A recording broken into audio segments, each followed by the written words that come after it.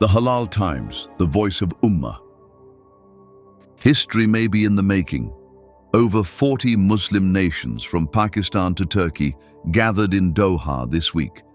The reason? The gathering took place in response to Israel's shocking attack on Palestinian resistance leaders inside Qatar.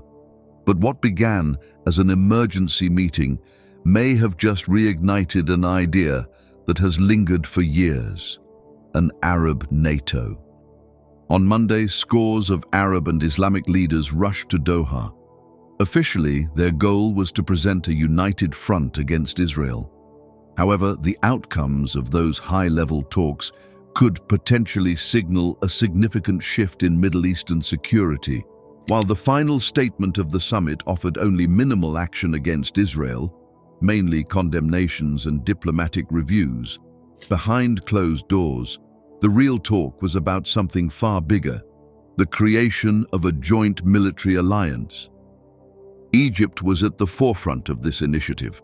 With the Arab world's largest army, over 450,000 active personnel, Egypt's President Abdel Fattah al-Sisi pitched the idea of an Arab NATO, a collective defense shield for the Muslim world. Reports suggest Egypt is ready to commit up to 20,000 troops to kickstart the alliance, with Cairo serving as the headquarters and an Egyptian general as the first commander. The plan? A force that combines land, air, and naval units, with Saudi Arabia, the UAE, and Bahrain providing funding and advanced technology.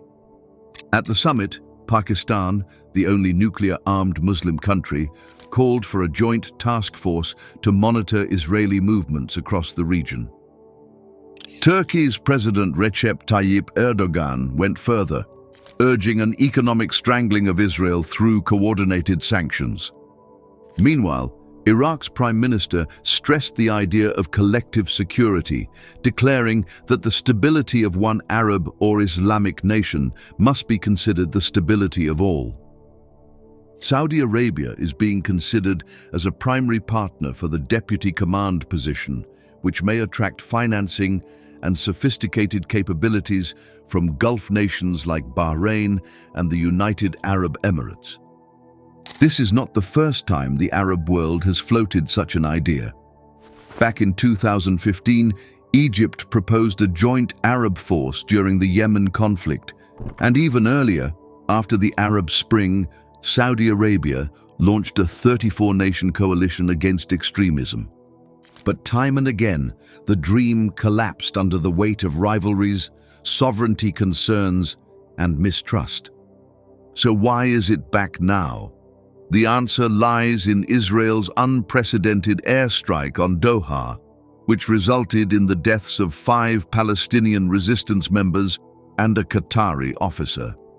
The most recent escalation reflects a significant shift in Middle Eastern security priorities.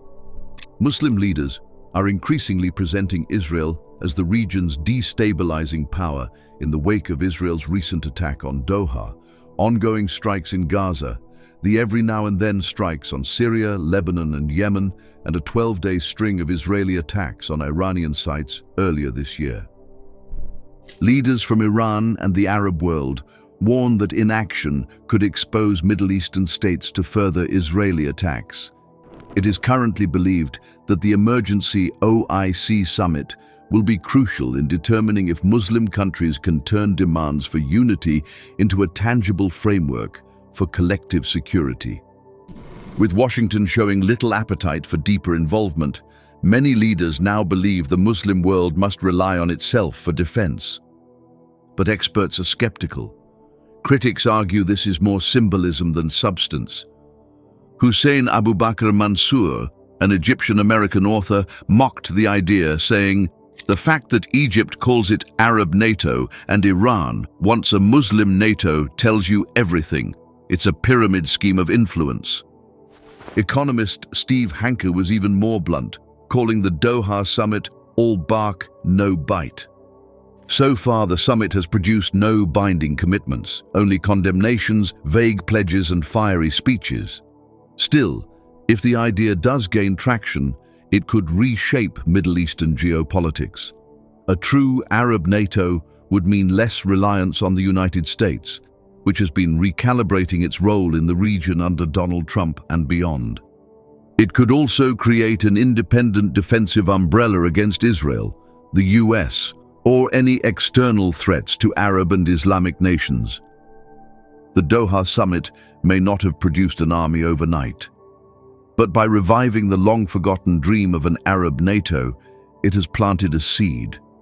The question is, will this alliance ever rise beyond speeches and symbolism, or will it remain yet another ambitious plan buried under rivalries and mistrust?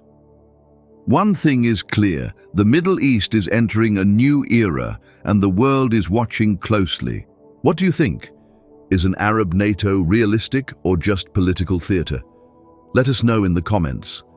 And don't forget to like, share and subscribe for more in-depth analysis of global events. That's all for today. If you found the video informative, please like it and subscribe to the channel. Jazakumullahu khairan.